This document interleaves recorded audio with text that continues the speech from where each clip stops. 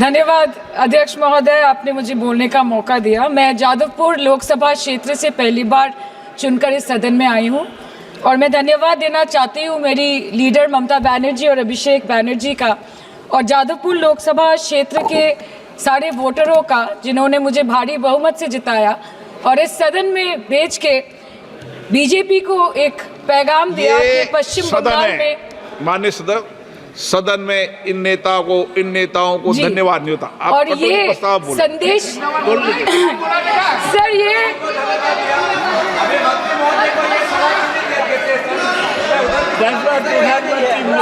Sir okay sir, no problem sir.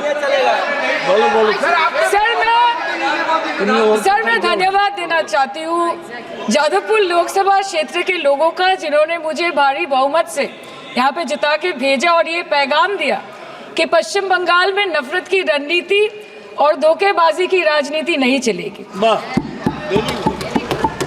अध्यक्ष महोदय, मैं उम्मीद करूंगी कि आज आप मुझे पूरा बोलने का मौका दें, क्योंकि हाल ही में हुए नीति आयोग की जो मीटिंग हुई थी वहां पे हमारी माननीय मुख्यमंत्री जो देश की एकमात्र महिला मुख्यमंत्री भी है, उनका माइक बीच राह में ऑफ कर दिया गया था। वो बंगाल के अरे अभी तो शुरुआत है, ये तो ट्रेलर है, पिक्चर बाकी है। अध्यक्ष महोदय, मैं आपसे ये बोलना चाहती हूँ कि वो बंगाल के हक के लिए यहाँ पे सवाल उठाने आई थी, वो बंगाल के लोगों की बात रखने यहाँ पे आई थी, लेकिन उनका माइक ऑफ कर दिया गया। आपके माध्यम से मैं इस सदन में उपस्थित वहाँ जो बैठे हैं माननीय सदस्य, कोई भी घटना को सर एक लाइन आपका डिलीट करेंगे सर, एक लाइन सर मैं यही बताना चाहती हूँ कि बंगाल के लोगों का आगे जाके बंगाल के लोग आपके पार्टी की माइक ऑफ कर देंगे। बस एक चुनाव बाकी, आप देख लीजिएगा। Sir, all India Trinamool Congress इस सदन और इस देश का 3rd लार्जेस्ट ऑपोजिशन पार्टी है और हम आपसे धन्यवाद हम आपको देते हैं कि आपने हमको रेलवे, स्वास्थ्य, शिक्षा और आज ये पशुपालन जैसे महत्वपूर्ण विषय पे चर्चा करने का मौका दिया। लेकिन तृणमूल कांग्रेस आगे जाके देश के हर महत्वपूर्ण मुद्दे पे बात करेगा, चाहे वो चीन का अनैतिक रूप से इस देश में प्रवेश हो या वो 700 से ऊपर आंदोलन जीवी किसानों की माननीय सदस्य, आप पहली बार बोल रही हैं, मैं आपको हस्तक्षेप नहीं करना चाहता, लेकिन जिस अनुदानों की मांगों पर चर्चा सर अभी आ रहे सर नीट के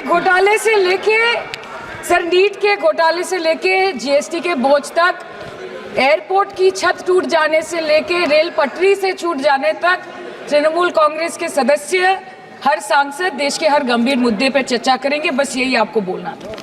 रिस्पेक्टेड सर, मामाटी मानुष is the Magna carta of the governance of West Bengal and our party, and I feel truly honored that today I've been given the opportunity to talk on a ministry which is intrinsic to the Mamati Manush of the country. हमारे किसान अपनी मवेशी को, अपनी फसल को माँ की तरह पूछते हैं, जिस खेत में वो हल चलाते हैं उस जमीन को नमन करते हैं। But does this major sector get support from the government? Sir, Indian agriculture supplies around 58% of India's livelihood and is a principal source of income for half of the population, accounting for 17 to 18% of the country's GDP. 70% of India's rural poor depend on livestock and farm animals. But does this sector get what it deserves?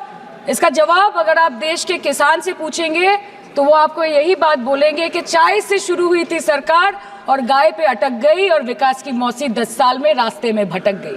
हम उस बिहार की बेटी हैं sir जो इस देश की रीढ़ की हड्डी है, वो चाहे आपके कॉर्पोरेट सेक्टर्स हो, वो चाहे आपके सॉफ्टवेयर आईटीज हो, वो आपके इंफ्रास्ट्रक्चर को खड़ा करने वाले मजदूर हो, वो आपके घर के सहयोगी हाथ हो। हर घर में सर एक बिहारी है, आपके घर को घर बनाने वाला आदमी बिहारी है। बिहार का उत्थान अब अडिग है और बिहार के विकास में अब कोई भी बाधा नहीं आएगी।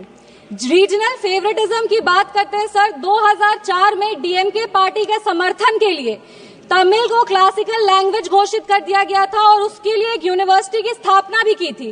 तब बिहार वासी को और बिहारियों को कोई दिक्कत नहीं था, पर आज जब बिहार को ज्यादा मिल रहा है तो विपक्ष को इतनी तकलीफ क्यों हो रही है? बिहार में आज जीडीपी का मतलब है ग्रॉस डोमेस्टिक प्रोडक्ट, बट जब विपक्ष की सरकार थी तो बिहार में जीडीपी का मतलब था गुंडागर्दी, डकैती और पॉवर्टी। हम बिहार में जमीनी स्तर पे काम करते हैं, इन लोगों ने बिहार में जमीन हड़पने के लिए काम किया है। हम दोनों में बस यही अंतर है। संविधान विरोधी कहते हैं, और नेता प्रतिपक्ष भी जब राष्ट्रपति अभिभाषण के धन्यवाद प्रस्ताव में बोल रहे थे तो जितने बार उन्होंने भारत का नाम नहीं लिया था उससे ज्यादा वो चाइना के बारे में बात कर रहे थे। और ये इनका एक ट्रेडिशन रहा है कि चाइना के मॉडल से ये बहुत प्रभावित रहते हैं। नेशनल एडवाइजरी काउंसिल भी चाइना से प्रेरणा लेकर के ही स्थापित की गई थी। हम राहुल गांधी जी को बस यही कहना चाहेंगे, राहुल गांधी जी, ज्यादा चीनी देश के लिए और सेहत के लिए, दोनों के लिए हानिकारक है। इंडिया अलायंस को देखते हैं सर तो एक गाना याद आता है, इंडिया अलायंस को देखते हैं तो एक गाना याद आता है, देख जमाने की यारी बिछड़े सभी बारी बारी।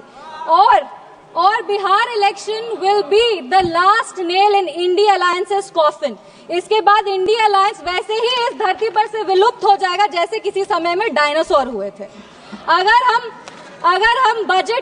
हम बजट की बात करें तो वित्त मंत्री जी ने 50 लाख करोड़ का बजट दिया है, जिसमें 11,21,000 जो है वो कैपिटल एक्सपेंडिचर है।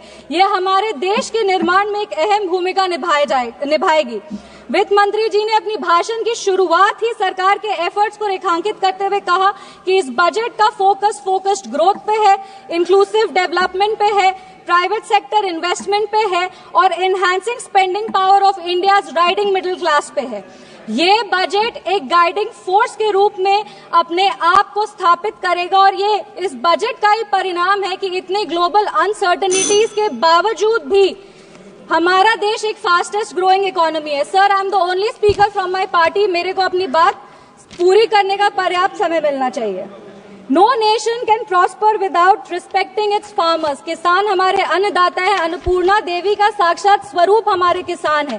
काफी सारी ऐसी योजनाएं जो आत्मनिर्भर विचारधारा से किसानों को सशक्त करने के लिए लिया जा रहा है।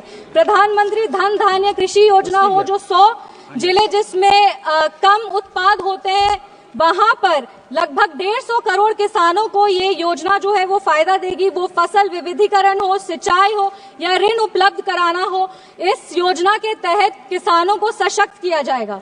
Rural prosperity and resilience programme के तहत ग्रामीण क्षेत्रों को मजबूत किया जाएगा। आर्थिक रूप से उनका सशक्तिकरण होगा। आत्मनिर्भरता in pulses. Sir, I am the only speaker from my party sir, I have enough time, I know. Mission for आत्मनिर्भरता इन पल्सेस के तहत तूर, उड़द, मसूर दाल जैसे जो उत्पादन है उसको भी पूरा किया जाएगा।